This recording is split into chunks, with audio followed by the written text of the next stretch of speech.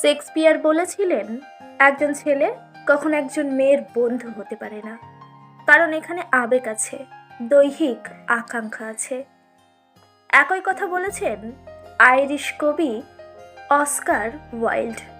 নারী এবং পুরুষের মাঝে কেবলই বন্ধুত্বের সম্পর্ক থাকা অসম্ভব। যা থাকতে পারে তা হলো আকাঙ্ক্ষা, দুর্বলতা, ঘৃণা কিংবা ভালোবাসা। হুমায়ুন আহমেদ বলেছিলেন, ছেলে আর মেয়ে বন্ধু হতে পারে, কিন্তু তারা অবশ্যই প্রেমে পড়বে, হয়তো খুব অল্প সময়ের জন্য, অথবা ভুল সময়ে, কিংবা খুবই দেরিতে, আর না হয় সব সময়ের জন্য।